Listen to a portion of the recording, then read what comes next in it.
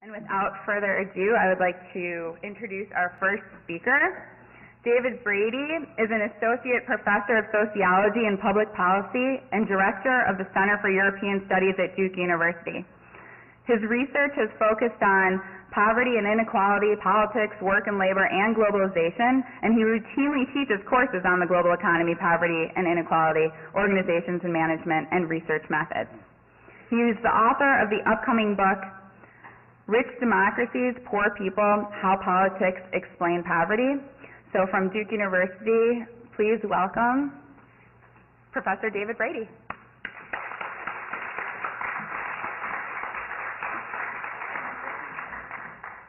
Thank you for having me here. Just a couple preliminaries. Please feel free to interrupt me at any point if you have any questions or there's anything that needs clarification. My students always joke with me that I have a really bad habit of drinking too much Diet Coke, and it shows up in how fast I talk. And so I encourage them, I welcome them, I celebrate their interruptions because it keeps me on task. Secondly, please feel free to call me Dave or David. Either one is fine. And please let me know if there's anything that's unclear as we go forward. Okay? So I thought we'd start with something really pretty relevant to many of our lives and look at what's called a commodity chain of where your blue jeans come from at Walmart. And this figure, I should note, is from a friend and colleague named Jennifer Baer, who's a terrific sociologist at University of Colorado. And this is based on research she's done where she goes and interviews people in the factories that produce the blue jeans that sell in Walmart. And so what she shows us here is we have three kinds of arrows. The black dotted lines are the flows of the orders from the retailer, in this case Walmart, to the manufacturer, or from the retailer to brand to manufacturer, and so forth. The solid black arrows are from the flow of materials from the suppliers and the manufacturers to the factories, and the solid red arrows on the outside there you'll see are from the flow of the final finished blue jeans to the retailer. All right? And just looking at Walmart, only a sample of the products that they sell, we get a really clear sense of the diversity and the heterogeneous sources that are driving our global economy. All right, first of all, Walmart has a direct buyer of its own clothing line, which we see over here as the U.S. manufacturer, and that produces its own clothing line, which is a unique thing that's really only occurred in the past 15 or so years within manufacturing. And these jeans are called, I believe, Route 66. And Walmart has several different suppliers for Route 66. There's not just one factory, there's not just one company. One of them is a company that has been named Sun Apparel, and that was recently bought by a U.S. brand named Jones of New York. And this company, Sun Apparel, owns a factory in Mexico, which is called Maquillas Pami in the north central region of Mexico.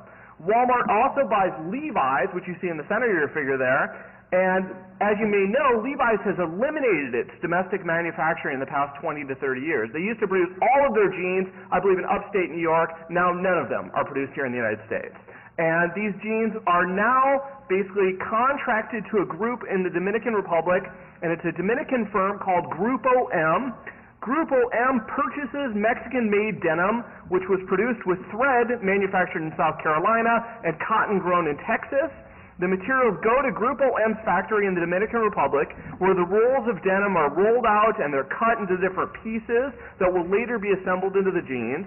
They then take all these pieces, ship them to the other side of the island, to Haiti, where the labor costs are much lower. And there in Haiti, they do a lot of the assembly, and in this export processing plant, and the assembled jeans are then sent back to Grupo M factory in Dominican Republic, where they go through the final processing, such as stone washing or fading or various colorings that you might see in your jeans.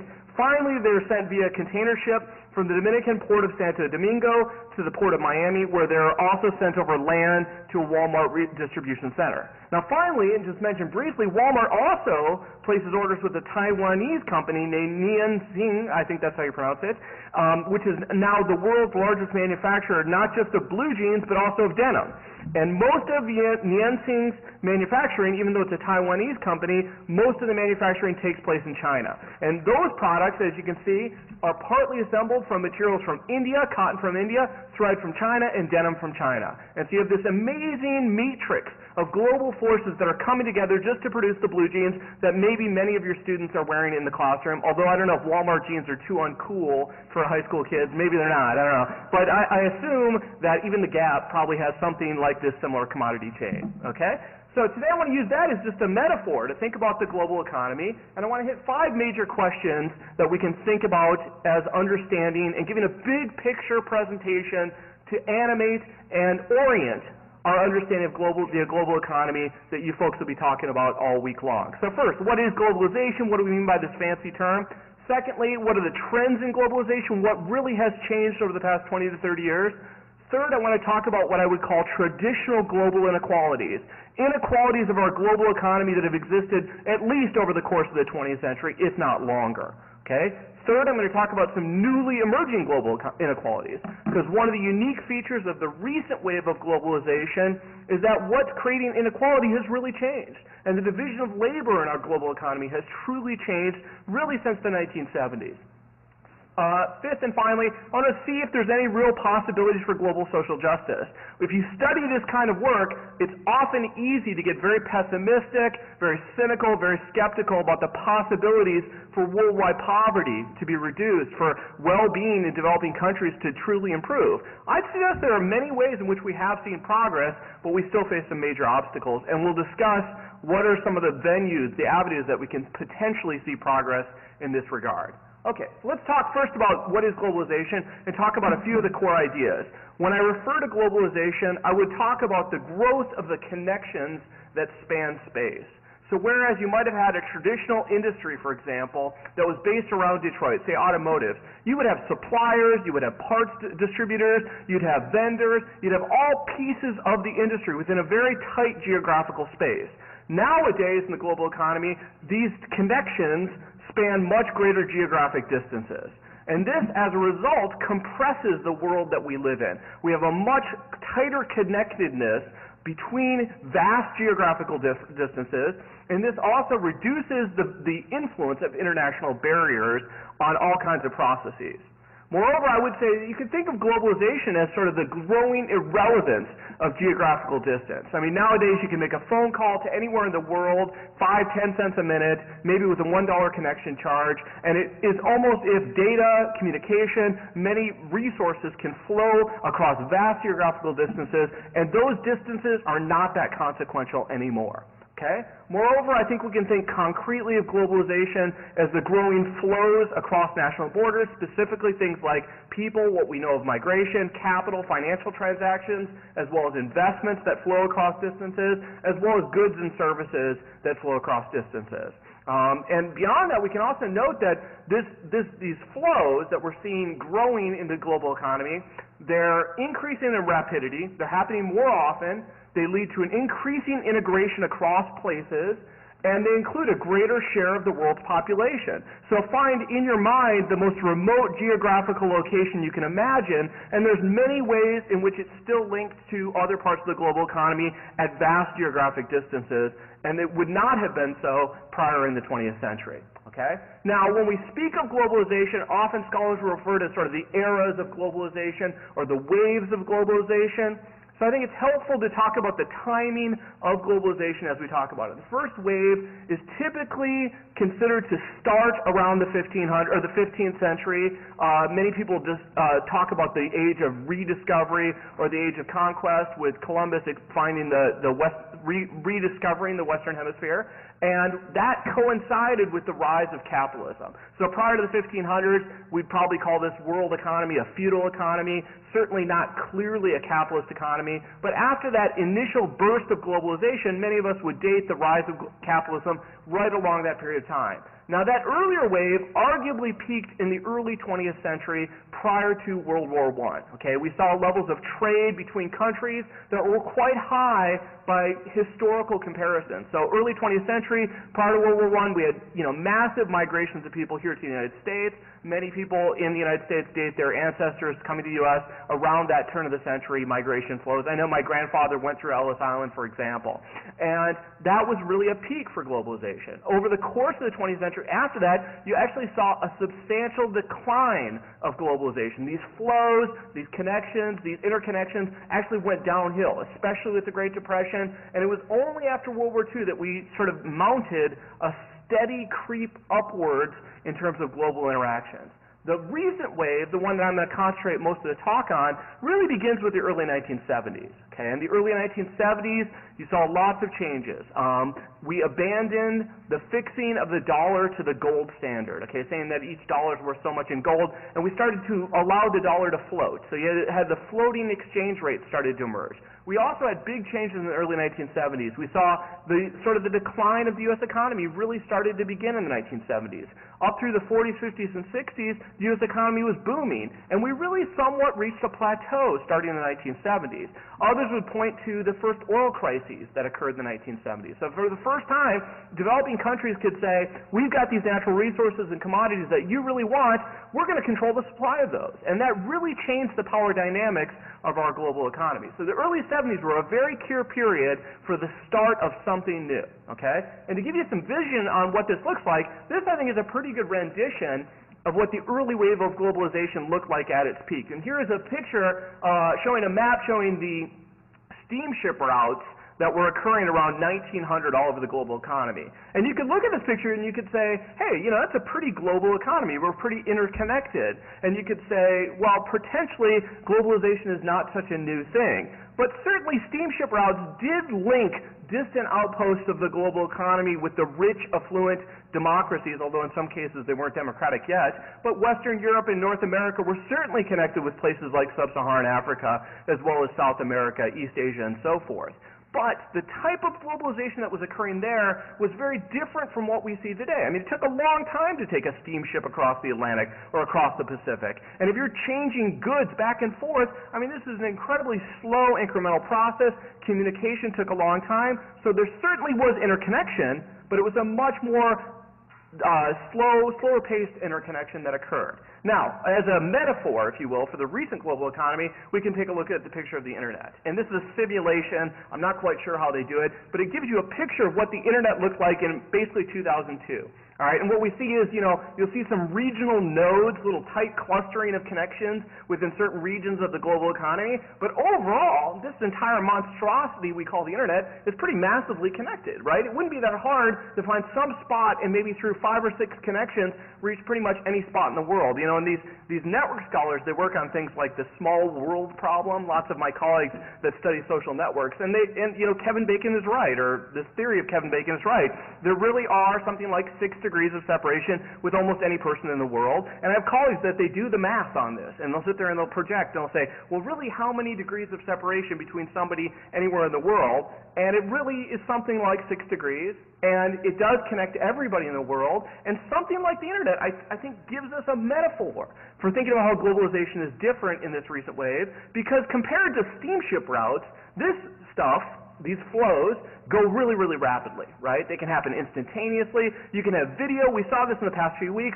Video that's put on the web by protesters in Iran being downloaded here in the United States immediately. And the traditional media outlets, as far as I can tell, are way behind the game, okay? So they're sort of, you know, telling us, I think it's one of the more absurd things to watch CNN and have us tell us what the blogs are telling them. So, you know, I don't quite understand the media's role within that phenomena. But they're covering, you know, I don't know, you know, the mom with the 10 kids really, or octuplet mom really, really well, but they have to go to the blogs to cover what's going on in Iran. And so it really gives us a metaphor. Very, very different kind of global economy from the steamship routes we saw at the beginning of the 20th century. Okay, so let's talk a little bit more about some definitions to give us some concreteness to this. First of all, we talk about globalization. I like to think of 4 dimensions in which we can think of globalization. First of all, there's diffusion, and this is the active dissemination of practices, values, and products throughout the globe. Okay, so when something diffuses, we would say that there's this active dissemination. Somebody is pushing a model onto the world. Hollywood diffuses its media products throughout the global economy, right? So diffusion is the active dissemination of whatever it might be. It might be a practice, it might be a policy, it might be a set of values that get disseminated throughout the global economy. Secondly, we have interdependence as a dimension of globalization. And this is the reciprocal, meaning two-way effects of actions across borders. So interdependence is the interactions across borders, and what occurs in one venue affects what also occurs in the second venue, and they go back and forth, okay? So there's certainly reciprocality. Third, there's organization. We can think of globalization as the activities and institutions that are governed by the global norms, the transnational actors and entities that have big influence on the global economy, and I'll identify a few of those in just a moment. So the organizations of the global economy are quite salient in understanding what's going on. And fourth, we could talk about global culture, all right? And there's certainly, I think, in the U.S. economy as well as in other parts of the world, an increased awareness of the unity of the world. There's increasingly shared beliefs about certain scripts that all countries are expected to believe in. Whether or not they do on the ground, they certainly share a rhetoric of these scripts, okay? It's interesting that Iran is having a democratic election. I think it's sort of a stretch to really say that Iran is a truly democratic country, but it's interesting that they feel obligated to engage in the global cultural script of having a democratic election. They have voting processes, they talk of freedom. The discourse they're using is something that's united across the global economy, and that does reflect a unique globalization of culture, whether or not on-the-ground practices are different from this global culture.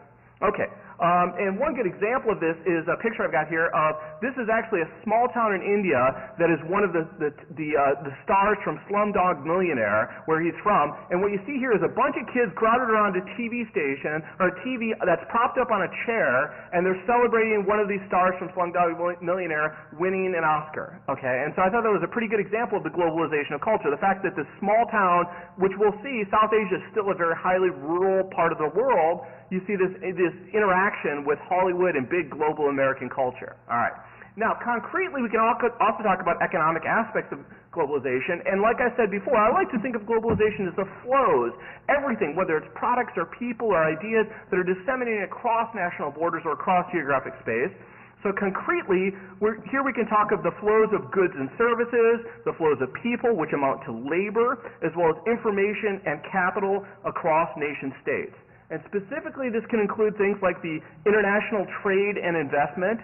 When we talk about the flows of goods and services, that would be exports, where there are outward flowing goods and services. So when China exports toys to the United States, good example of exports. Imports are the inward flow of goods and services. So when the United States imports beef from Brazil, that would be a classic case of an import. We can also talk about direct and portfolio investment, which are increasingly important alongside exports and imports. And inward foreign direct investment is a firm in a foreign country buy the controlling share of a firm in your country, okay? So when, for example, Honda builds Hondas in Maryville, Ohio, that's inward foreign direct investment. Outward foreign direct investment gets a little bit more attention, and that would occur, for example, when a firm in your country, here in the United States, invests in a controlling share in a production or facility in another country. So if GM puts up a plant, as we see in this picture here in just a second, of the GM producing Buicks in Shanghai in 2007, that's a good example of outward foreign direct investment. Also, we should note portfolio investment. And portfolio investment are all these international financial flows that don't amount to a controlling interest. So we distinguish between direct investment, where somebody is really trying to get a stake in a company, trying to be involved in the management and control of that company, and portfolio investment, where they're just speculating. They're throwing money at something, trying to see what happens, get the money in and out. So a great case of portfolio investment is the case of Iceland having its banks, all of its pension funds, all of the towns in Iceland putting all their money in mortgage-backed securities here in the United States. And if you follow Iceland, which, probably doesn't get a lot of news, but Iceland has really been devastated by the global economy in the past year or so. I mean, probably more than any other rich democracy, I would say Iceland is in the deepest trouble. And Iceland completely bought in. They went all the way, man. They said, the U.S. economy, it's dynamic. Let's get in all these mortgage-backed securities. If you can figure those out, good for you. I can't figure them out. But they poured a ton of money in. Their towns were putting their pension funds in. Everybody under the sun in Iceland had money somehow in the U.S. economy in these mortgage-backed securities. But none of it was about controlling shares. They weren't trying to take over Bank of America and tell it what to do strategically. They just were speculating, putting short-term and quicker investments. Now, all of that portfolio investment, that's certainly globalization, but it's not like GM building Buicks in Shanghai. All right, so we have different kinds of investment, and that can be quite consequential. Lastly, we can also mention migration, which is simply the movement of people and labor across borders. And as we all know, this has been a big feature of the global economy, certainly in the United States as well as elsewhere. Now, also speaking concretely, let's talk just for a minute about some organizations that are heavily involved in globalization, and I'll just mention a few. There's a whole bunch. We could talk all day long about organizations that are involved in the global economy, but I want to mention a couple to give you a sense. First, there's a couple key global actors. We could mention the United Nations, for example, as a global actor involved in the global economy, but I'll mention two others. One of them is the International Monetary Fund, which was founded after World War II, and this was right after World War II. The leaders of the surviving rich democracies, the United States, Britain, they got together and said, well, we need a set of institutions to coordinate our global economy. We just saw what happened with the Depression. Let's come up with some infrastructure to govern our global economy. The IMF was one of the big ones. And the IMF's job was to be headquartered in D.C. Its goal was to ensure that there were stable exchange rates. So nobody's currency was plummeting or skyrocketing or what have you. You had cooperation and coordination. But it also was supposed to be a credit rating agency. So its job was to say, stock markets, I'm going to give Brazil a rating that's mediocre and tell you, I don't know if you want to buy Brazilian real these days because the Brazilian economy is a little bit skeptical. Interestingly, despite this mission of being a credit rating agency, it started to take on the job of lending money. So the IMF really got in the business of loaning money to developing countries to help them balance out their exchange rates. And again, Sabina Sheikh is going to talk in a minute about Econ 101. Maybe she can explain exchange rates.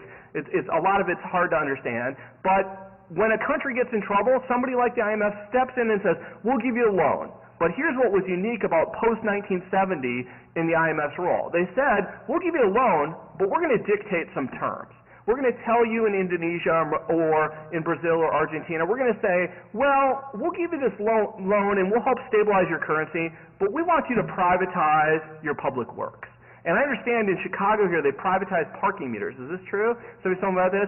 So imagine you're in a developing country, everything under the sun is being privatized, partly because of the influence of this global actor. Most American citizens have no clue who the IMF is. But you go to the rural areas, the most rural outlying areas in Bolivia, and talk to the peasants there, they can tell you who the IMF is because they're privatizing all kinds of stuff as a condition. And Bolivia, for example, wouldn't have much of a choice. They have to do what the IMF wants because they need the money to stabilize their currency. The IMF has enormous leverage. One of my colleagues says they really have you over the barrel at that point, all right? And that's what's sort of interesting, is that this global organization that had a very simple job of rating countries and being sort of a coordinator, a very simple, elegant job of being the coordinator of global monetary exchange, suddenly got in the business of loaning money and stipulating conditions for what these countries were doing. So you see the creep of global organizations as they get bigger and bigger and more influential in the global economy.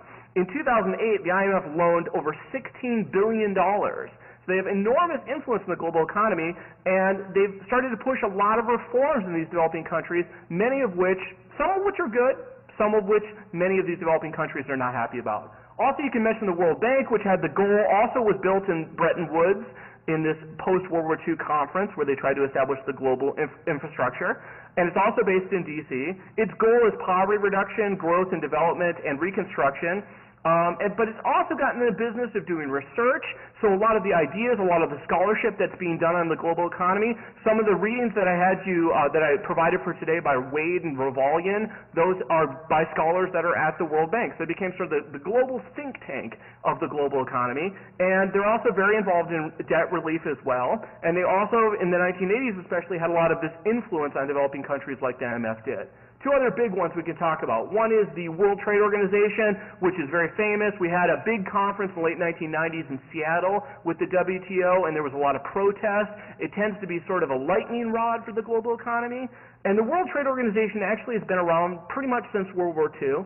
It was originally called the General Agreement on Tariffs and Trade, and its job is basically just to kind of be the judiciary, if you will, for the global trading arrangements. And their job is to, coordinate free trade, encourage free trade and fair competition, resolve disputes between countries. So when George W. Bush put tariffs on steel that were coming to the United States as a way to protect the U.S. steel industry, he did this in early, I think it was 2002, this really was something the WTO said, no, you can't do this. So he did it. It was politically favorable. He helped the steel industry briefly, maybe in the United States, but in the long run, the WTO stepped in and said, look, you signed our agreements. You signed all of our treaties. You're not allowed to do this, and so they had to get rid of this. So the WTO has become quite important because it adjudicates all of the conflicts between countries on trade agreements. All right? So if we want to put some sort of subsidy in one of our industries, we have to be sure it's consistent with our trade agreements around the world, and the WTO is sort of the one that oversees all of this. So the WTO has become very famous because it's the one that's adjudicating these trade agreements, but it really isn't responsible for anything because these countries agreed to these trade agreements on their own. The European Union, in my mind, is the most important global actor in many ways. It's only a few short years from now, the European Union is going to be the world's biggest economy. If we think of it as one economy, it's going to be bigger than the United States, and it's going to be bigger than China. It'll take a little time, but if they keep going like they're going, doing the things they're doing, I actually have a lot of faith in the European Union, and the United States is going to be sort of second fiddle, because the European Union is an amazing construction. I mean, just think about this. Early in the 20th century, we had 2 world wars in Europe. All right? Germany and France, these people hated each other, right? The Dutch, they're still pissed at Germany, right? But what they did after World War II is they started to get together and find a way to build a common market. And this common market originally was built on things like allowing German steel and coal and French steel and coal to be exchanged effectively. It built into a gigantic superstate. And this is an amazing accomplishment. They've really built an economy, built a government from the ground up that unites these European economies. And you would note, we haven't had a world war since World War II. I think the European Union gets some of the credit for that occurring. All right? Moreover, the European Union has incredibly catalyzed and encouraged a lot of trade, a lot of migration, a lot of flows of people and information across these borders within Europe. And so even though people still speak their own languages, there's still a lot of regional identity within Europe, it's an amazing sort of unification that's occurring, quite impressive within global history. And the European Union has the job of managing the EU, but they've grown into this massive bureaucracy. So if you go to Brussels, you can see buildings like the European Commission where the flags of all the member states are there, and they now run the European Monetary Union, which has its own currency, which if you've traveled in Europe, as many of you may have, it's really made it a lot easier. You don't have to exchange dollar or whatever currency at each national border. And so it's quite interesting. I mean, this is really an amazing social experiment when we think historically about a bunch of people coming together, a bunch of countries with historically conflicting interests and saying, let's form a confederation, and not only that, we're going to have the same currency. So it's really an amazing transformation that really is, I think, in some ways a model for how the global economy is unfolding. All right, so let's talk about this concretely. I talked about there was an earlier wave of globalization, and as you can see, this is from 1830 to 1992, and I'll go ahead and say these numbers are estimates. We don't really know what trade levels were around 1880, but we have information that gives us a good estimate of what it looked like.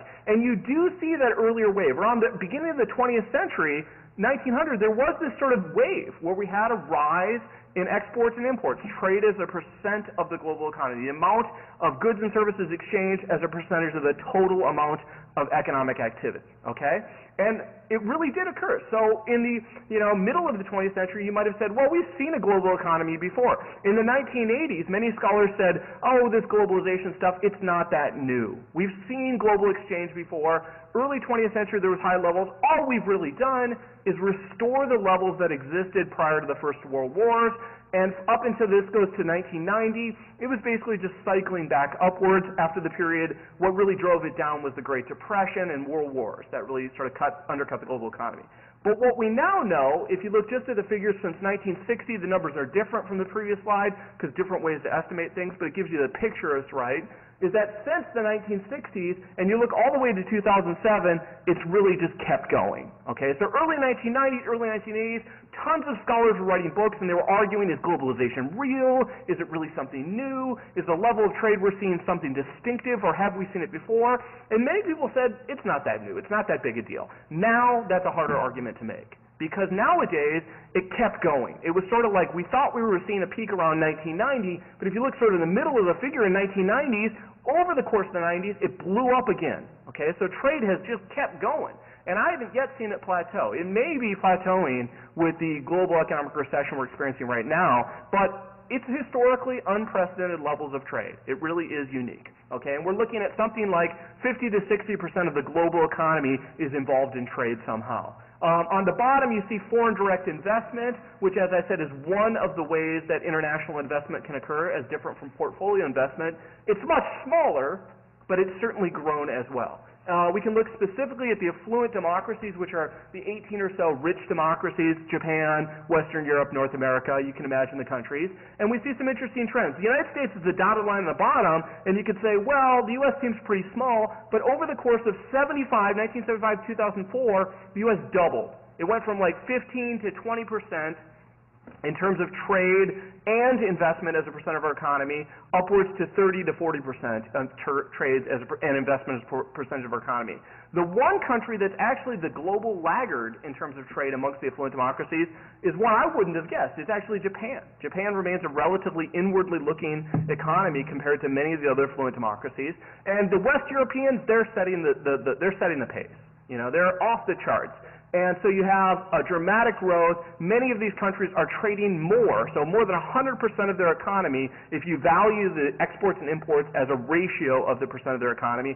Some of these West European countries are just so heavily involved in international financial flows. They trade everything. They invest in everything across borders. Much of that is within Europe, so it's regional, but it's still quite global. And these West European economies are really just blowing up in terms of globalization over the past 30 years.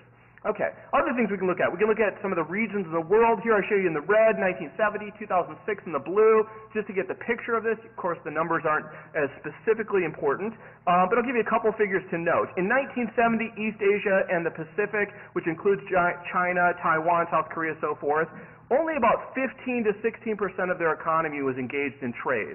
Now it's over 87%.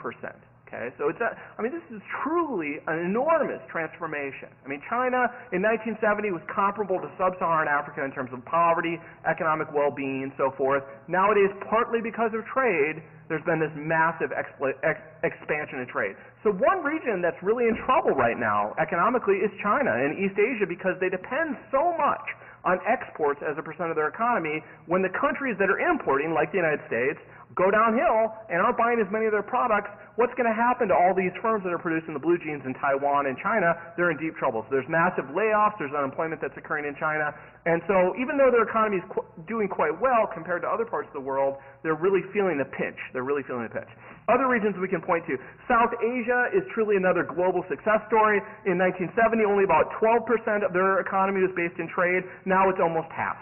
Okay, so it's a massive change.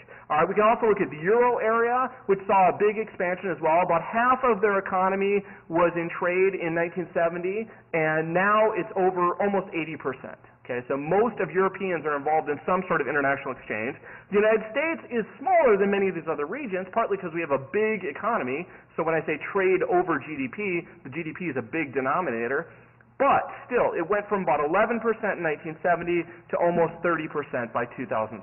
So a real big improvement or increase in the amount of globalization. Other ways we can look at this. We can look at immigration. So this is a percent of the population in each of these regions that's foreign born. They were born in another country, and now they live in another country. We don't have data on Eastern Europe in 1970, but that's a big share. Over 6% of their population is foreign born. But really, it's the European countries and the United States that are now the home to the world's migrants. And the United States is something like 13% of our population is foreign-born, whereas it was less than 6% in 1970. Europe has also seen a massive expansion. Almost 10% is foreign-born, whereas only 4% was foreign-born in 1970, so a big, big growth in migration. You also see a decline in terms of percent foreign-born in such places as South Asia, Sub-Saharan Africa, Latin America. They actually have less immigrants in their countries than they had in 1970 as a share of their population. I also like to look at the flows. That was a percentage, what we often call the stock of immigrants. The flows are even more striking. If you look at the net migration, sort of positive or negative, how many people are coming or going? All right, and it really blows your mind. Not only does the United States have something like 6.5 million people coming into the United States every year, and that's up from what it was in 1970 when it was still already 2.4 million. But you can look at places like Europe. Europe is really experiencing an amazing transformation in terms of immigration. How they handle that is really going to be, it's kind of an open question. It's going to be a real interesting social process to see this unfold. But Europe in 1970 was a net exporter of people. Overall, they had net flows of population. More people were leaving Europe than coming. And now Europe actually has 6.9 million people coming into that region. So they're getting more people than the United States is, not as a percent of their population, but overall in flows.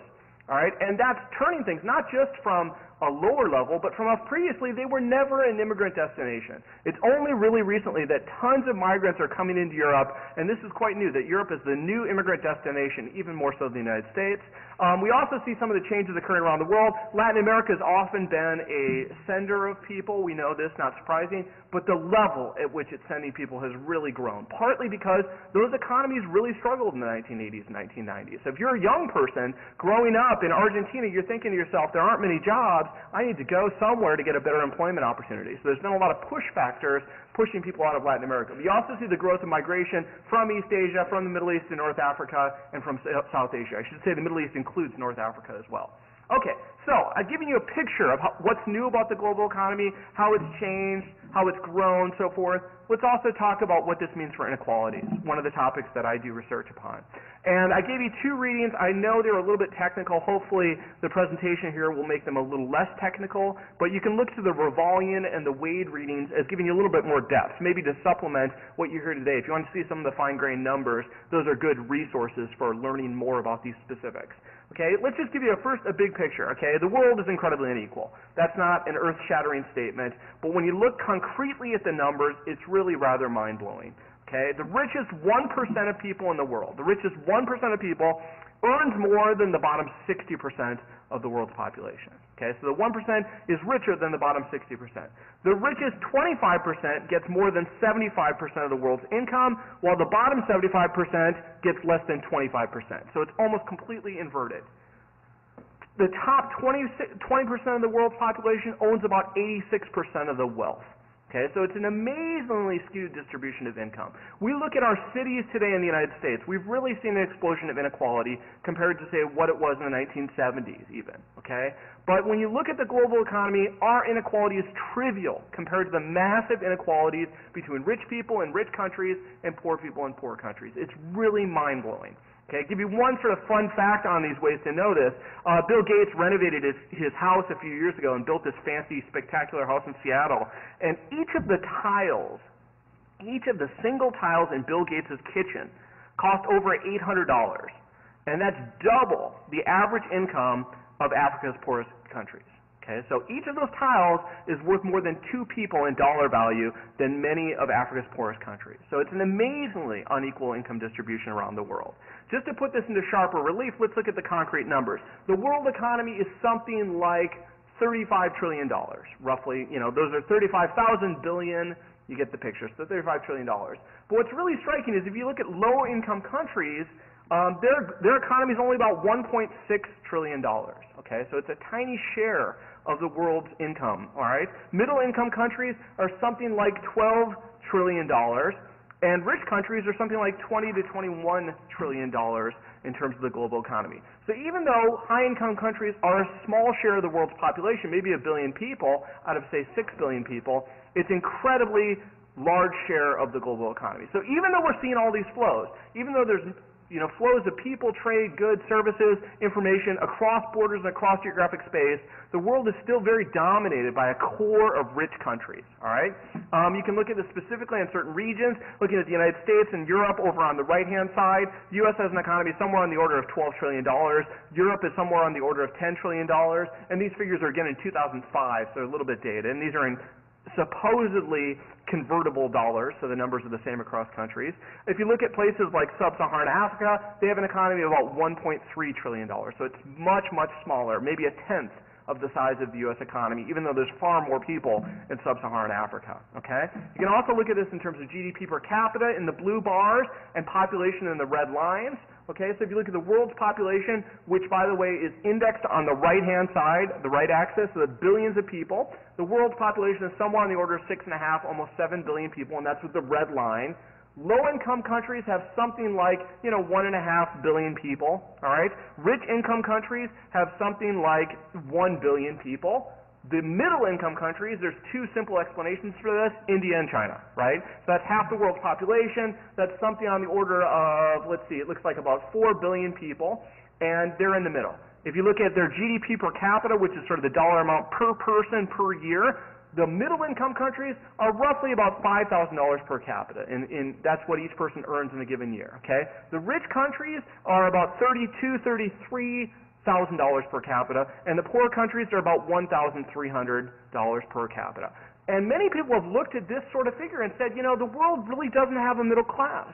We have a small group of people, about 1 billion people that are rich. We have 4 billion that we can call middle income, but really they're much closer to the poor. They're at like $5,000 per capita, and then we have a whole bunch of people, about 1 billion, that are very, very poor, less than $1,000 per capita, or maybe less than $2,000 per capita.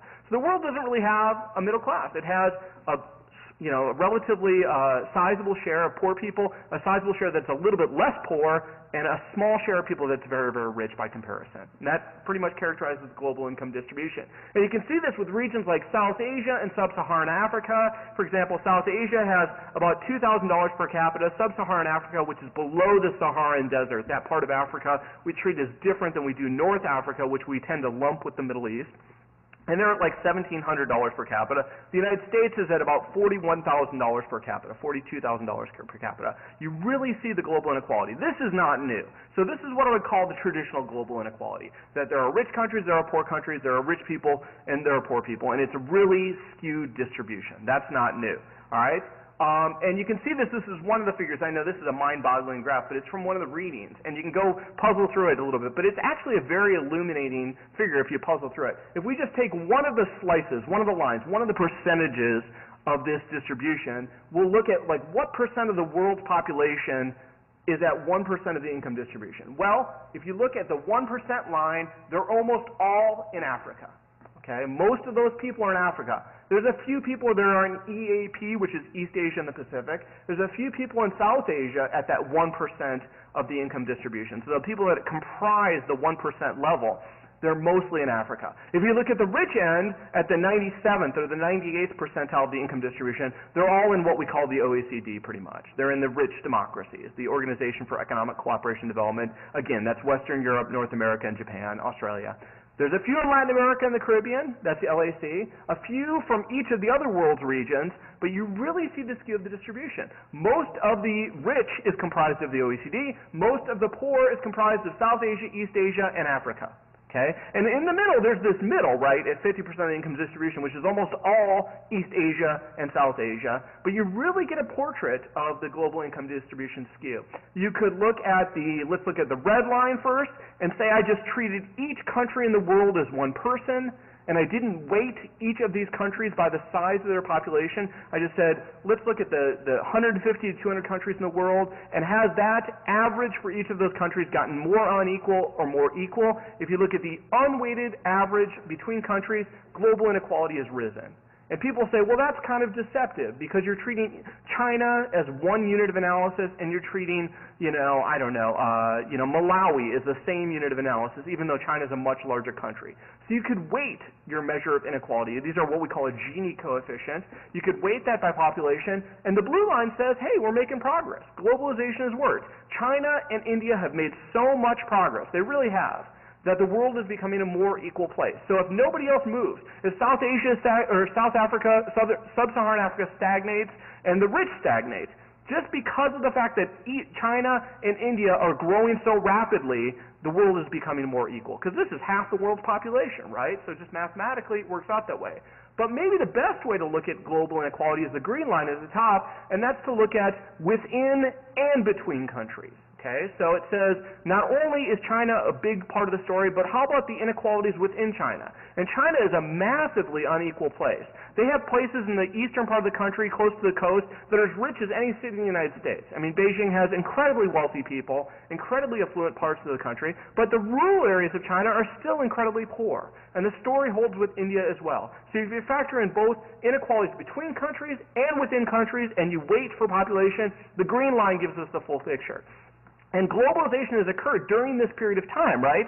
So during this period of time, if we use the green line, globalization has actually worsened inequalities because it's expanded the inequalities within countries. So there's progress in terms of East Asia and South Asia, but there's also lots of inequality that's getting magnified. Okay, so just to give you some pictures on this, and I think I've hit this point pretty well, you can look back further in time.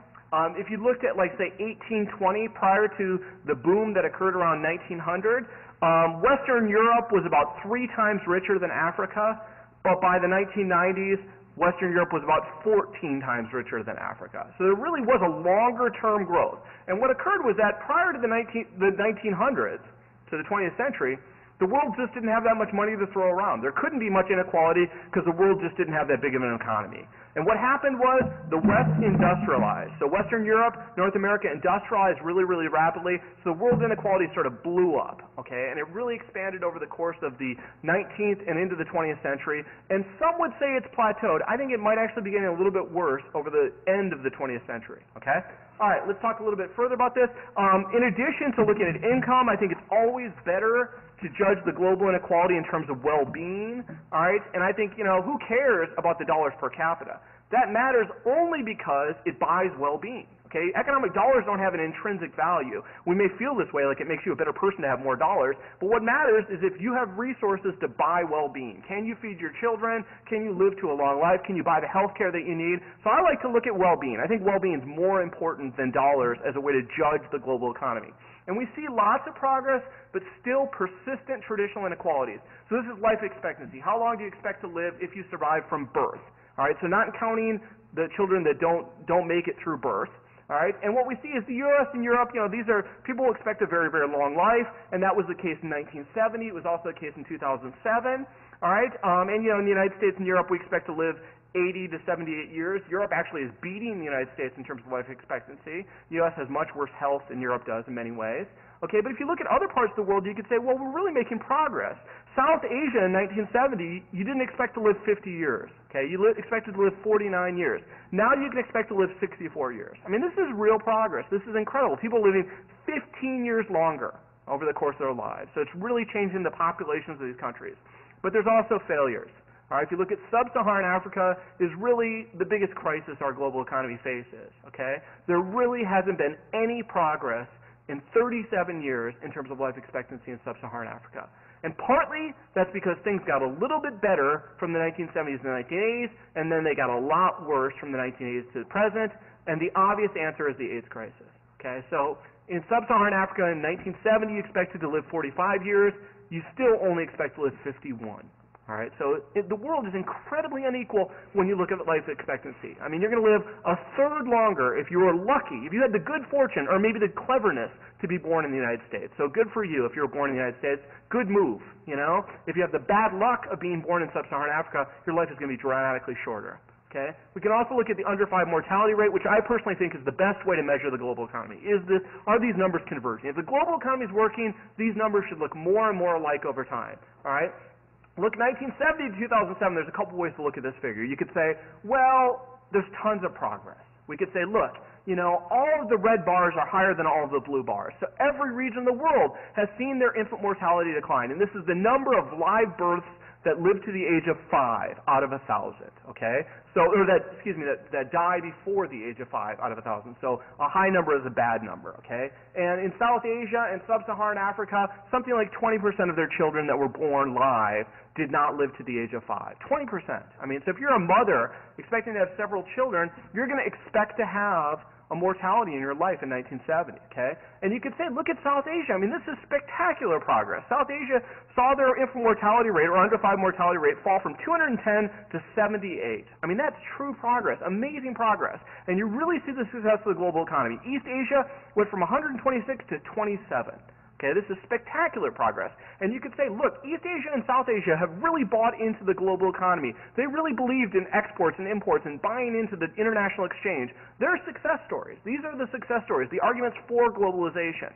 But you can also look at places like sub-Saharan Africa. And there's some progress there. They were at 222, and now they're at 146. But that still means about 15% of their babies do not live to the age of 5. So it's still a massively unequal world. If you look at the rich countries, I mean, we're talking about numbers in 1970, 29 in Europe and 24 in the U.S. Now it's 4 in Europe and 8 in the U.S. that die out of 1,000. So they're incredibly successful in the rich countries, and the disparities between rich and poor are just amazingly large. Yeah, go ahead. Why is the most dramatic improvement in the Middle East? Yeah, it's an amazing story. Okay, so Middle East is one of these great puzzles. I have demography colleagues that study population, fertility, these sorts of things. I'll show you the fertility numbers in just a little bit. It's interesting. You know, the country that had the fastest drop in its fertility, and fertility feeds into this. So these things are linked. Mothers have fewer kids because they know they're going to live more. You know, so if I know 6 of my 7 children are going to live, I'm not going to have 7 kids if I'm a woman, right? I'm going to have 3. That's fine, you know. If you have high mortality rates, you're going to have less kids. So the link between fertility and mortality, they go both ways, okay? The country in the world that had the fastest decline in fertility, does anybody have any idea what this is? China was up there. I mean, the one-child policy, incredibly draconian, incredibly violating of human rights, but it was good population policy. I'm not endorsing it, don't get me wrong. It's awful. But it worked. I mean, when you tell people, you know, you're going to jail if you have a second kid, people stop having second kids, you know? But the country that actually saw their fertility decline the fastest was Iran. It's an amazing thing. And I don't know that much about the Middle East. Maybe some of our colleagues that are speaking in the conference here can speak about this. But Iran really saw a big cultural change. So you saw this, despite, I think it's fair to say, the Middle East and North Africa not exactly being utopia for women. Okay? Despite that fact, you saw a really important change where there was more use of contraception, healthcare improved. Some of it is oil dollars, so these regions actually have economically developed. Some of it's the fall of colonialism. So it is a great puzzle, isn't it? I mean, you really saw success in some ways compared to these other parts of the world. And you'd see it also in East Asia. I mean, there really was a dramatic decline as well as Latin America. Okay, so I think these are the ways to think of traditional global inequalities, to look at, you know, income, to look at where the world's income is relative to where the world's population is. Like I said, I believe in looking at well-being. I want to know, do these dollars buy improved well-being? I don't care if some people in China are getting rich, if people in the rural areas are still dying left and right before they get to the age of 5. And I want to judge well-being. So I think that's the best metric in my very biased opinion on how to judge globalization. So what's new? Okay, what is this newly emerging global inequalities I want to talk about? All right? So a couple things we can say. All right? First of all, I would characterize the transition we experienced over the past 30 to 40 years is moving from an era of what I would call dependency to an era I would call the new international division of labor. And this is really, again, staying with this timing of the post-1970 era. Okay? Historically, poor countries, you know, there was a pretty clear division of labor. Poor countries were the source of natural resources and agricultural products for the rich countries. Okay? The poor countries were, let me back this up. The rich countries depended, thus the term dependency, on the cheap labor and the cheap products from the poor countries, and the poor countries depended on the commodities for the revenue. So if you were, for example, I studied in Costa Rica when I was in college, and something like 2/3 of their economy at that time was coffee, the other third was bananas. You depended on America consuming coffee and bananas. That was the guts of your economy, right? Now, many viewed this as an exploitative or unequal relationship. For example, many developing countries got in the business of making coffee over the last 30 years, and sometimes I feel I'm fueling this economy, and I'm personally responsible for the growth of the coffee export market, but many of us Americans are. But what occurred over the last 30 years was this massive oversupply for coffee, for things like rice, for cocoa, for sugar and tin, and all of these products, basically, tons of countries got in the business of selling them. And these products' prices fell through the floor. Okay, so coffee used to be a good, solid way to make money for your country. Now it became, the price of coffee just went through the floor. All right? And so this became a very, very difficult thing for developing countries. They often experience what's called the natural resource trap. Okay, so you're selling goods on the global economy. Well, that drives up your currency. And, you know, macroeconomists have to explain how, but what that does is it makes your other products. So say you're selling tons of coffee, or say like Venezuela, you're selling oil. That's going to make your currency more valuable. Then say you're trying to develop an auto industry in Venezuela. Well, you can't sell your cars because they're really expensive because oil is driving up the currency. So it messes up your currency. It creates all these volatile boom-bust cycles. So if the economy is good for your particular commodity, your economy is booming. But then when the price goes down, your commodity busts. and these unsustainable boom-bust cycles. So it was a really sort of unsustainable, in some ways unequal way for developing countries to try to get rich. It also led to corrupt governments. We see this best of case would be in the Middle East and North Africa, but also in Venezuela. Look, when you're getting tons of oil revenue, you don't have to tax anybody. You know, Chavez didn't have to pay anybody, to collect taxes from anyone. And when you don't have to tax anyone, you don't have to answer to anyone. So if you have tons of revenue in your government, Chavez did because of oil revenue, you can just do whatever the hell you want, right? And that's where you get these corrupt governments in the Middle East and North Africa, because they don't need to tax, they don't have to answer to their populace. And so these natural resources, they were a source of revenue, but they're also really a trap. And few countries experience long-term sustainable development because of natural resources. It just never worked. So you sort of were addicted to it in some ways because it was revenue, but it didn't really lead to progress. Now, what's occurred in the past 30 years is poor countries have gotten in the business of manufacturing. This is really distinctive to the last 30 years, and this is very, very unique. You didn't see this with the steamship routes. Back then, they were doing classical dependency. They were sending products to the rich countries on the boats, and they were getting money back, right? And they were maybe trading for things between these steamship routes. Now, poor countries are in the business of collecting foreign investment, building manufacturing facilities, and exporting those products. Okay, this is the new global economy. And this has created some really massive changes. Now, we certainly have success stories from this. Let me back this up. The best success stories are, of course, really countries like Taiwan, countries like South Korea. South Korea really stands out as the one country that was poor in 1950 that is now arguably a rich country. It's the one case. So there are success stories. There are arguments for the global economy. There's just not a lot of them. Okay, China has made amazing progress, but it still has a massive ways to go. It's still only like $5,000 per capita. South Korea is the one country that's been a true success story, and it's a good question. Can other developing countries emulate the South Korean model? And we all have South Korean products in our homes. I have a Samsung VCR, right? Hyundai's cars apparently have gotten to be better. They had a bad rep, but apparently they're getting to be better cars. And that's the one case. This is the new global economy, is these sorts of development projects that are focused on manufacturing. Okay, you can see this a couple ways. If you look at exports as a percent of GDP, and this is just within developing countries, so just the bottom two-thirds of the world, you really saw a rise in exports. Percent of manufacturing exports as a share of their exports from 1985 to 2003, a real growth. Percent of world's manufacturing exports, now developing countries are about a third of the world's manufacturing exports, and they're getting a big share of the world's foreign investment. So this is really new. And what has this done? It's led to industrialization. So the blue line in the middle, let me concentrate on that. This is a sample of developing countries from a student of mine's dissertation, and he shows, in 1980 to 2003, in just 23 short years, you saw a pretty dramatic growth from around 15% of their labor market. So amongst all their people that are employed in these developing countries, about 15% worked in manufacturing. By 2003, it was over 22%, which is actually a number higher than the United States. Okay, so they really saw a growth in blue-collar manufacturing jobs, those jobs that we feel like we're losing here in the United States. There's definitely been a growth in developing countries. And this has led to some new inequalities, okay, some really important changes, massive social changes, what I'll call the newly emerging global inequalities that are coming on the scene. Okay? First of all, this has led to migration to cities of poor countries. So most of the world's population was rural up until 2007. In 2007, one person moved to a city, and for the first time in world history, more people lived in cities than live in rural areas. So this has really changed the population of developing worlds. If you grew up in the developing world 30 years ago, more than likely you grew up in a rural area. Your parents might have been farmers. Okay, nowadays you live in urban areas. Okay, so this is really a big change. It also, of course, has led to migration to rich countries. We all see this all over the world. Massive infusion of people from other parts of the world to rich countries. And this has also coincided with dramatic advances in technology, in communication, transportation, and travel.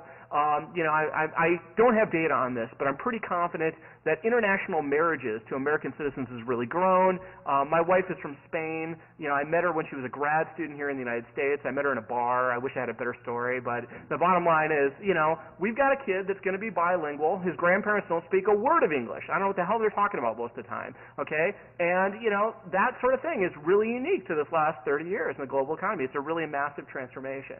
Okay, so as you can tell, I'm a big proponent of globalization. I'm out there recruiting, in some ways. Yeah. And also it's led to rapid and uneven urbanization. So not only is everyone flooding to the cities, they're flooding to the rich countries, but they're flooding to the cities in the rich countries. And not only that, it's led to sort of this lumpy distribution. Cities have these massive populations of rich people. You see a good discussion of this in the Goldman and Longhofer reading that I provided for you. It's a really interesting discussion.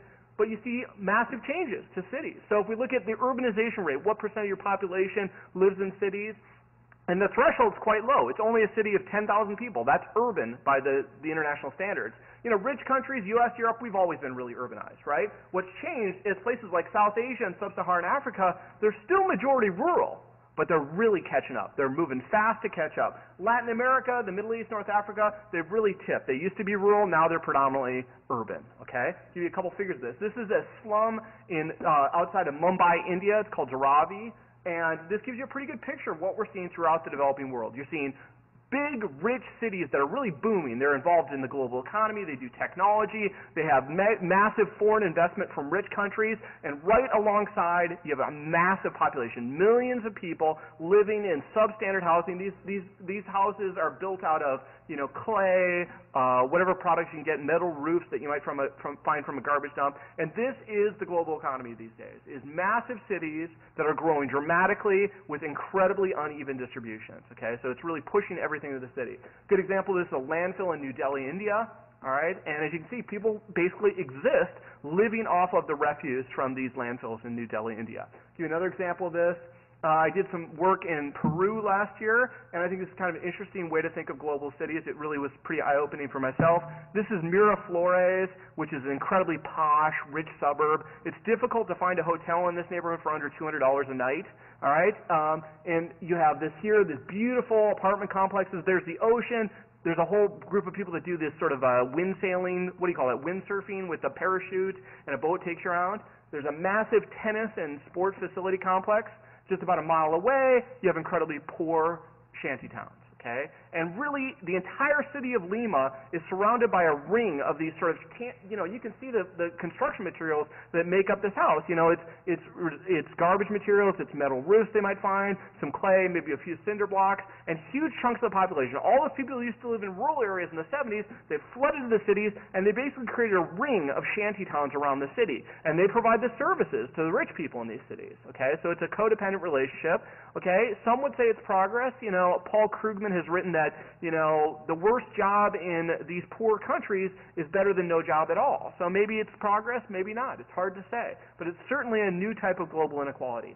And what this has led to is one thing, is that this is a typical residential neighborhood somewhere in between Miraflores and one of these shanty towns, and every block has an armed guard on the corner. Okay, so the block basically gets together. Like, we have neighborhood associations in North Carolina where I live, and we basically monitor the chlorine content of our swimming pool. Well, their neighborhood association hires an armed guard. Okay, and the guy's riding a motorcycle. I think he drove up to kind of see what the heck I was doing with my tourist-looking photo and everything like that. But he's got a little guard booth there. In many neighborhoods in Lima, Peru, middle class, they would consider middle class neighborhoods, are going to have an armed guard right there. And this is a product of the new globalization, because people have to flood to cities because that's where the jobs are, but you have these massive inequalities. If I'm growing up in this shanty town, I'm going to knock off a few Volkswagens a year to pay my bills. I'm sorry, but I probably would, It's not shocking to me to see crime spike upwards in these developing countries with this sort of inequality. Okay. Other things we can say.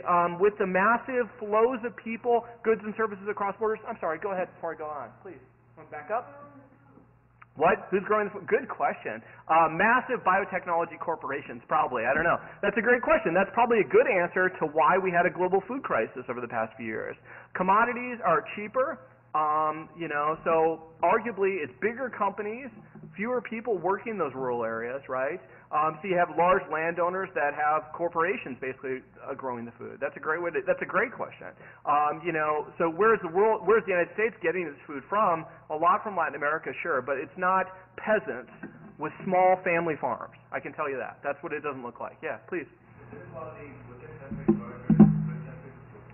It is larger in countries in between. Okay, so if you're a very poor country, Malawi, inequality is not nearly as bad as it is in South Africa, which is arguably a much richer country than Malawi, and so it's the countries in between. Typically, inequality within a country spikes as a country develops. So early 20th century United States, when we were peaking with our industrialization, and you have millions of migrants coming here, that was sort of our peak inequality. It declined over the 20th century. Many of these countries are going through that transition right now. So they're going from poor peasant societies where inequality is low because nobody has any money, to suddenly a few people have tons of money and most are peasants. Okay? And this is often called the Kuznets curve, named after a famous economist that theorized this. Okay, so a lot of countries are experiencing the Kuznets curve. You could say that's good news because in 30, 50 years, maybe Peru will look something like South Korea. I don't know. I'm not quite that optimistic. It's hard to say. Okay, another consequence of globalization, massive flows of people across borders, across countries, is diseases. Okay, so we know this. A good example of global inequality. Africa now has about 5% of its adult population is infected with HIV. No other country is even at 1% of its adult population. No other region, excuse me, okay? And this is a recent thing, right? We didn't have HIV in 1970, all right? And so this is, we've never quite seen anything like what Sub-Saharan Africa is going through.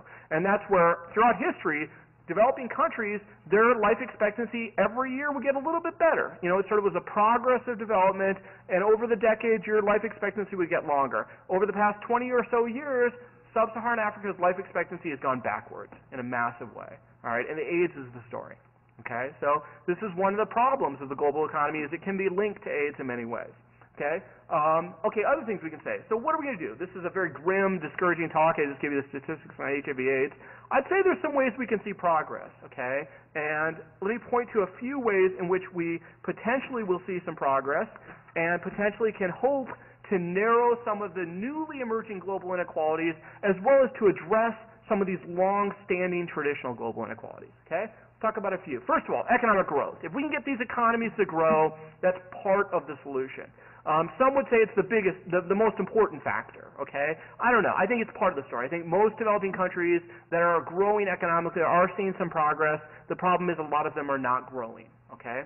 So let's talk a little bit about this.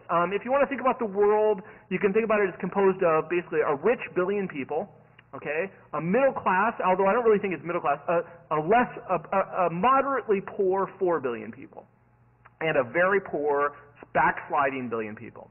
Paul Collier has sort of a bestseller book. He's a sort of popular economist. It's called The Bottom Billion. You can buy it in any Borders or Barnes & Noble, although I should get some money for mentioning that. Shouldn't I, Barnes & Noble? I want some endorsement. So he's written this book. It's called The Bottom Billion. And his story is that, the rich billion is doing fine. U.S. isn't really in trouble in terms of high infant mortality or plummeting GDP per capita. The middle 4 billion, well, they're doing better. India and China basically makes up that story, and they're doing a lot better than they were 30 years ago. If everybody was growing like the middle 4 billion, the world wouldn't have as many problems. And he shows this. He said, look, the middle 4 billion grew about 2.5% a year economically, which is a pretty solid economic growth over the 1970s. In the 1980s, they grew 4% a year. So that middle 4 billion was really improving. They really saw some progress. And since 2000, they're growing 4.5% a year. The United States grows 2 to 3% a year, so places like India and China are growing 10, 15% a year. They're really seeing progress. And we can say, look, the global economy is working. That middle 4 billion is progressing. Well, the problem is the bottom billion is going backwards. Okay, so in the 1970s, they only grew 0.5% a year. So it's really, economically growth is what I mean, not population growth. But economically, they only grew about 0.5% a year. In the 1980s, they declined by about 0.4% per year. In the 1990s, they declined by 0.5% per year. So in 1970, the bottom billion was richer than it was in 2000. Okay, so just think about that. 1 billion people in the world is worse off in 2000 than it was in 1970. And this is really the dilemma. How do we get that bottom billion of the world's economy to grow, even if it was half as good as what they're doing in India and China? Okay, and that's the great puzzle of development that we really face in our global economy today, is how do you make sub-Saharan Africa experience the success that South Korea saw? Okay, and that's the real challenge we face. All right, Paul Collier, who wrote this book, The Bottom Billion, has a good line. He says, growth is not a cure-all. Just because your economy growing, it's not going to fix everything. He says, growth is not a cure-all, but the lack of growth is a kill-all. All right, so the absolute lack of economic growth is really devastating sub-Saharan Africa. And you want to explain, people wonder why there's so many millions. I mean, what is it, 6.9 million people are migrating into Europe every year. If I'm growing up in sub-Saharan Africa, I'm getting on a boat and getting the hell out of there, you know? Who can blame anyone? When there's no jobs, there's no economic opportunities, your children are still facing high mortality rates, schooling opportunities are very limited. If nothing else, I'm moving to the city, right? So the economic engines are really pulling you, and there's a push from a lack of opportunity in these rural areas. It's really, really striking. Okay, so growth is part of the solution, but it's certainly not all. Often I would say most of the discussion in the World Bank or these global international community, intellectual communities, it focuses only on economic growth. I'm here to say that's part of the story. I'm not denying the value of economic growth, but it's certainly not going to fix everything. So I'm going to point to a few other ways that I think we could really see progress, one of which is what I would call the world polity. And you read an article by John Meyer, and he's a really interesting theorist. I really encourage you to read this article. He talks about the globe as Babbitt, and apparently it's about why is it countries all over the world conform? You know, and he tells these stories of going to a school in sub-Saharan Africa, talking to an education minister, and they're visiting a classroom, and the teacher doesn't have chalk, they don't have any books in the classroom, the teacher doesn't really understand the material she's teaching, the kids are just doing rote memorization, and this minister from the government says, we need to get engineers to compete in the global economy. And, you know, Meyer's like, what the hell are you talking about? And what he's saying is that there's this world polity, there's this canopy of international governmental organizations and non-governmental organizations that sets the scripts, the discourse, the culture of our global economy. And in many ways, there's all this talk of democracy, there's all this talk of education, all this talk of freedom, but the on-the-ground realities are often detached from that, right? I mean, you know, in rural sub-Saharan Africa, they don't need engineers as much as they need secondary schooling, okay? And his argument is that we need to get these international government organizations to match their rhetoric with the reality a little bit better. And if we do so, we can see some real progress in improving world well-being. So the United Nations, the United States' role as a contributor to many organizations, we can fuel some positive social change in developing countries if we can get this canopy, if you want to think of it, sort of this canopy that floats above the global economy where all the talk of globalization, people like me spend all our time talking about globalization, this is where we can see some success, the NGOs and the INGOs. And organizations like the United Nations, Amnesty International, they can do some real good. And I'll show you some evidence of that in just a moment. And we can talk of these as sort of a global civil society as well as the superstates, the EU. So to me, the biggest responsibility in the world really falls on the EU. They're going to be the biggest economy in the world. They're going to be a massive player in terms of consumption of products from developing countries. They're getting a ton of immigrants. It's a multi-ethnic, multicultural society. They have to find ways to cooperate within Europe. They also have to find ways to fuel development within in the poor countries. And so the EU is going to be very interesting. Hopefully they rise to the challenge, okay? In some ways they're doing better than us, in some ways not. Okay, if you want to look at this, this graph shows you from 1820 to 2000 the number of intergovernmental organizations, which is IGOs, things like the United Nations, and the number of states, the number of governments. Just states, okay? And both have grown. There's been a lot more governments in the world, right? There's a lot more countries in the world, but the number of IGOs has even grown more rapidly, okay? And so there's this sort of phenomenal growth in global civil society and global organizations, and perhaps that could be an engine for progress. Let me give you some ways to think about this. What? I don't have the NGOs. The story is the same. Yeah, the story is the same. I don't have a good figure. I'll admit I stole this figure from a friend and colleague, and he just had a nice figure, I think, to show social change. The INGOs, International Non-Governmental Organizations, the story is the same, and that you see this massive growth. Okay, and Europe is actually leading the world in NGOs. They love to be members of environmental organizations, volunteer organizations, so forth. Okay, now. One of the ways this has worked, I would say the global canopy of civil societies really works, is to cultivate the message that every kid should go to secondary school, okay? And to me, I would put my dollar on the line and say if I were to bet on one thing to make progress in sub-Saharan Africa as well as the poor regions of the world, it'd be secondary schooling. Primary schooling is important, but primary schooling is pretty well advanced around the world compared to secondary schooling. Secondary schooling is really where the system breaks down, okay? So hopefully as secondary school teachers in some cases, this is good news for you. You feel, I hope you can see that this is really making a lot of progress in the world.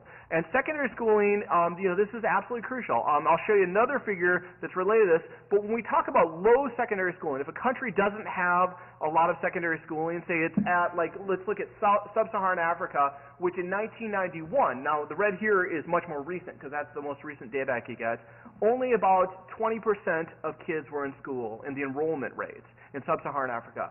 And now it's a little over 30%, so there's some progress. But the kids that are pretty much not in schools are mostly girls. Okay, so that's what we're talking about. So you want to know what's going on in South Asia, where slightly less than half of the kids are not in school. It's mostly girls. Okay, so when we talk about boosting secondary school enrollment, we're talking about schooling girls.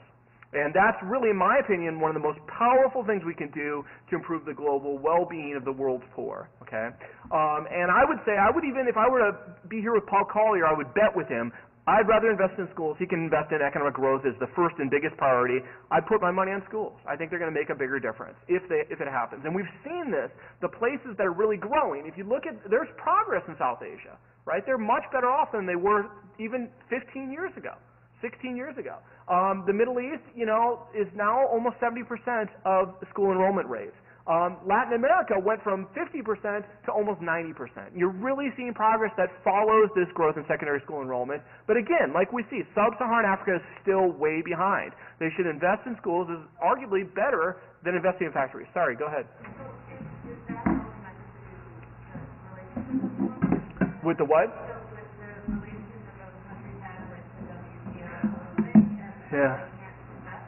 Well, it is when, so it cuts both ways, right? Okay, so that's a great question. International government organizations have done a bad job in putting schools as a priority. I would not say the World Bank and the IMF have put schools as a priority over economic growth. I don't believe that. They've said, reduce your trade barriers because that will help you grow. Look at South Korea. I say, yeah, look at South Korea. They invested in schools.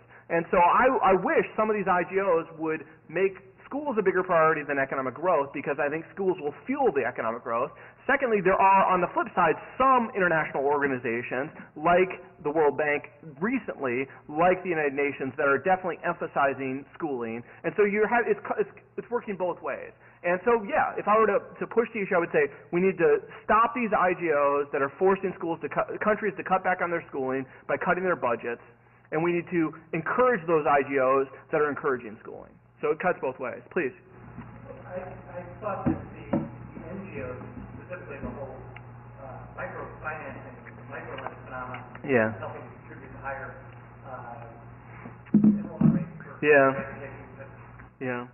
I think yes. I think both. I would say both INGOs. Some IGOs have done a great job on this. Some have done a very poor job. Some INGOs, I would say, yeah, you're right. INGOs probably are more influential than IGOs in encouraging schooling. I think that's a fair argument. Okay. The argument that John Mayer makes is it's this civil society composed of IGOs and INGOs that's carrying the message to expand schools. Okay. And I think, yeah, I mean, I hope that's not a too middle of the road answer. I'd say, yeah, INGOs, they've done a good job on this. IGOs, some have done a very good job, some have done a very poor job. And so to draw, let me explain that World Bank IMF example a little better. So what happens is the IMF says, we'll loan you some money to help you stabilize your currency, but we want you to cut your government budget because your government is too big. What do? You cut back schooling. You institute fees so that families that want to send their daughters to school have to pay a fee. Okay, you take away the money for the teachers, so teachers don't show up in the schools because they're not getting paid. Okay, you take away the money for the food that gives these kids a decent meal at school. So Amartya Sen, a famous development economist, has said, what we should be doing is providing like a free meal at every developing country school in the world. Kids would come. Okay, in some developing countries, they're being very savvy in providing financial incentives to the mothers to get their kids to go to school. So Mexico has done a pretty good job with this. So the problem is there's been organizations like the IMF and, frankly, the United States Treasury Department through the IMF that have been really eroding the financial base to pay for schools in developing countries. On the flip side, I'll say that the United Nations has done a great job in terms of pushing schooling. So it's a mixed bag in terms of IGOs. But you're right, I think INGOs have done a better job, and they've been a bigger leader in this regard. Now, yeah. Yeah, and it doesn't look good. Yeah, believe me, I know. I mean, North Carolina doesn't pay teachers. This is a popular argument to make in this crowd, but they don't pay teachers enough. I mean, North Carolina is one of the few states in America that doesn't have unionized teachers, and it shows. They're really in deep trouble. They're getting squeezed. And in developing countries, I'd say it's worse. It's much worse. Please. Yeah. Right, absolutely, and that's a part of the United Nations, right? So it's one of the branches of the United Nations. I'd say, the United Nations has been one of the leaders in taking this message. Whether they're backing it up with dollars, well, that's a little bit harder to say, okay? Now, I mentioned earlier, so this is important cultural change. Again, if I were to bet my money on any one thing we could do, it would be build schools for girls in developing countries. That would be my number one priority, even more than investing in technology or sort of trying to become South Korea by trying to have manufacturing and export. Schools would be my number one priority. And I'll admit, I'm a partisan on this issue. This is I bet my money on this. Related to this, very tightly related to this, is fertility rates. And like I said, these two things go together. If you school girls, keep them in school and secondary school, they delay childbirth and they have fewer kids. Okay, so if you're 15 and you're a girl or a young woman in sub-Saharan Africa, and you're in school, you're less likely to have a child, right? So fertility rates and schooling go together. Now, it's hard to say. It's really sort of a thorny question to say which causes which. I think they both cause each other, right? So if you delay fertility, people can stay in school. If they stay in school, they delay fertility. Now, both of these boost well-being like you wouldn't believe. Okay, so if you want to reduce infant mortality, reduce fertility. Okay, these things go together, all right? So we have seen some amazing progress. And again, somebody mentioned Middle East, North Africa. They really are the success story in terms of reducing fertility rates. I think, we can see more happening in the future in sub-Saharan Africa. I mean, if we can get fertility rates, look, they used to be at 6.5. Now they're below 5. I mean, that's real progress. So if we can get fertility rates down and we can keep especially girls, by no means am I opposed to boy schooling, but I think the biggest dent in the problem could be made within girl schooling. That's where we can really make some progress. Please, go ahead. What happens though if you drop the fertility rate and then 30 years from now you have to pay for... Yeah. No, you're right. What happens if your fertility rate declines and all of your young people have moved to Spain? I mean, if you're in sub-Saharan Africa. You're right. There are demographic challenges. I would just say the demographic challenges of having a young dependent population right now are the bigger problem. So there's what's called the demographic transition. And by the way, I'm now officially in Q&A. I'm done with all my slides. So this is a good launching point. All right, so the demographic transition occurs, and it occurred in the United States in the 19th century. What happens is somewhere along the way, mortality starts to fall, so deaths start to decline. Okay, is it improved medicine? One of the big things is improved water supply. So you want to make progress in sub-Saharan Africa, build improved water sources so people don't have to use rivers that they're cleaning their clothes in and where there might be parasites. That's where malaria is one of the world's biggest killers. So water sources can be a big one. Anyway, at some point in development, mortality starts to decline. Usually right around that time, fertility declines as well, okay? Because partly mothers and fathers start to realize, look, we don't need to have 6 kids to protect our Social Security in old age. We can have 3 because they're mostly going to live to adulthood, all right? And so there's this sort of early decline of mortality and then subsequent decline of fertility. During that period, population explodes because mortality is dropping faster than fertility. And there's a little bit of a lag before fertility starts to decline as well. Okay? And that's where you see a population boom. So the bigger problem in developing countries right now is they're experiencing a population boom. Mortality is starting to improve. Fertility is not yet caught up. And so people aren't dying as much as they used to, but you're still having 6 or 7 kids. All right, so you get this little boom of population, and that's why you see in most developing countries something like 2/3 of their population is under 15. And that's the dependent population they really need to worry about. Now it's true, somewhere down the line you're going to have this elder population you have to take care of, but we're not there yet. I think that's so much further down the horizon, partly because of fertility rates still being high, partly because HIV/AIDS is killing a lot of middle-aged people, or people in their young adulthood. And so we're not there yet. It's not a problem yet. I think it could be a problem in the future, but we're a long ways away. You can also point to, we're seeing that your question is sort of unfolding in Western Europe right now. So in Western Europe, I'll just give you these numbers on fertility rates. In 1970, the fertility rates were 2.4, so every woman was having 2.4 children over their lifespan. Now it's 1.5, okay? And the argument is that you need usually 2.1 as the fertility rate you need to maintain your population. So Western Europe is experiencing negative population growth. What's saving them is immigration, Okay, so Western Europe is having a lot of cultural conflict over immigration. It's going to be very puzzling, interesting to see how they resolve this, but they need those immigrants because they're a rapidly aging society and they're not having that many kids, okay? Now, the United States maintains fertility rates about 2.1, okay? So we're more fertile than Western Europe is, but those are the countries where aging is a bigger problem than child mortality. The rest of the world, I think we're not quite there yet. I mean, maybe Eastern Europe will be there because fertility, state socialism was pretty good health care. I mean, it wasn't great. I don't want to live in a state socialist society, but, Poland had lower mortality than, I'm trying to think of an example of Afghanistan. So, those state socialist societies had relatively low fertility, okay, and mortality is relatively low. They're also aging quite rapidly as well. Does that answer your question? Yeah, please go ahead. Something quite a lot of students use that migration. Yeah. I'm wondering if you could go back to that slide because I found it a little bit unclear whether you were talking about migration rates from one region to another or migration Sure. rates within a region from one country to another. Yeah. In this case, most people who are migrating are probably still migrating to another country in that region. Right. So two things. It's good I stopped on this one. So it's migration cross-country. Okay, the one I was talking about migration. This is migration within country. Okay, the story of global migration within countries is the story of urbanization, right? So in Peru, for example, I showed you that figure. Hundreds of thousands of people have moved from rural areas to the big cities of Peru. That's the migration story that's occurring over the past 30 years within countries. When I talk of migrants, I'm talking cross-national. Okay, so people that were born in a different country moving to a new country. Okay, so net migration. This is raw numbers of people. These are between countries. Okay, so in the United States, we're getting 6.5 million people every year from another country.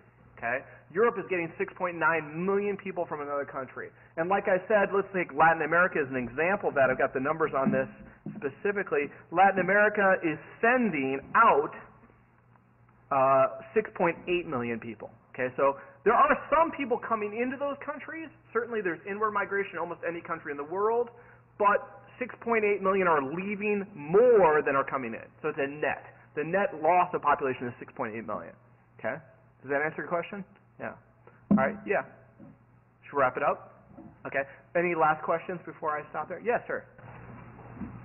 An element that I think distinctly absent in your report Sure. is the fact that we are not looking at what the element called the greed factor, in which maybe corporations which are leading the resources of the LDC, the least developed countries, right, and pouring that into the more economically developed yeah, countries. For example, a coffee company, I'm not going to sure, name, but it's buying coffee for nickels and dimes, yeah, selling it for $4 or $5 a pound. Sure. The people who invest in corporate investment, these are the gleaners, the people who do not manufacture, they do not buy, they do not sell, they just invest. Right, right. And they buy stock in a product and then they skim the profit.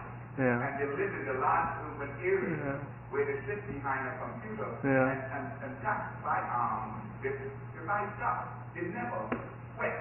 Yeah, yeah. Now, you have people in other countries who, if there was equality, there wouldn't be such a wide gap between the selling final product price and the people who actually labor in these communities. Yeah.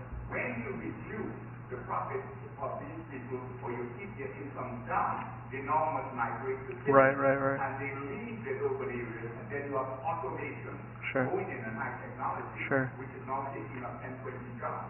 Yeah. In farmland where people use phones and Sure. So we have to look at the larger picture. Yeah. The fairness in international policy. Yeah. Allow the gleaners to reap the resources and harvest the energy and sweat of smaller countries rather than providing a Well, is it gleaning even? Is it just massive redistribution? So poor countries, many of the developing countries we're talking about, sub-Saharan Africa, they're sending money. Their net financial flows are money going to the rich countries. Okay, it's not really in terms of aid going to poor countries. What's really going on is they're paying debt back to the rich countries. So we had a discussion here earlier about what happens when a country goes in debt and they have to borrow from the IMF to make ends meet. Well, they cut their schooling budget, and that money goes to finance debt in the rich countries. countries. So if you want to take one issue, I mean, I absolutely agree with you that there are real exploitative qualities of global capitalism. I'm absolutely on board. I didn't push that issue too hard, but I would agree. But I would say that one of the really challenging issues is the fact that we have this massive debt crisis for developing countries. They owe a lot more, and the rich countries and the rich IGOs are collecting that debt. I think it's getting a little bit better over the past few years, partly because of the leadership of the European Union in forgiving debt. Okay? And they have to. I mean, they're going to have to forgive the debt of developing countries because they're never going to get the money to begin with. And if they forgive that debt, what will happen is those governments in those developing countries will have more money for schools. Okay? So I'm absolutely on board with that. I think it is part of the story. It's part of the problem. I'm totally out of time, so let me give you one last slide. I'll turn it around. I would like to see less gleaning by the rich countries of profits from developing countries or labors from developing countries, but I also would like to see rich countries just transfer resources to developing countries. So one last slide in this regard, if I get there, bear with me, has to do with aid. And if we look at one thing we could be doing much better is give to developing countries. So not only stop exploiting the developing countries, absolutely agree, but also just give more resources to developing countries. And not just in terms of, having a local church give some money to some poor community in a poor country, but having our governments give. If you look at aid as a percent of our GDP, the United States is a real laggard. We're the 19th best. 19th best, despite being the richest country, arguably in the history of the world. We're the 19th best in terms of giving aid as a percent of our economy to poor countries. We give about 0.6%, not 1%, 0.6%. So 0.6% of our country's GDP dedicated to aid to developing countries. Much of that is to our military allies in the Middle East and elsewhere and so forth. So when we really talk about giving to poor countries, we're way behind.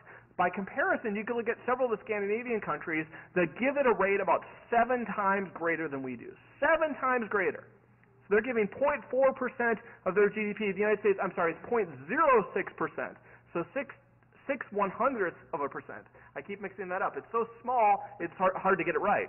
6/100ths of a percent, and by comparison, many other European countries are way ahead of that. So that's one way, even if we can't really fix a global capitalist economy that inherently exploits poor people. I think that's been the case since the dawn of capitalism. But we could give more, and we don't. So that's one way in which we could see some progress. Okay, I'll stop there. All right, thank you.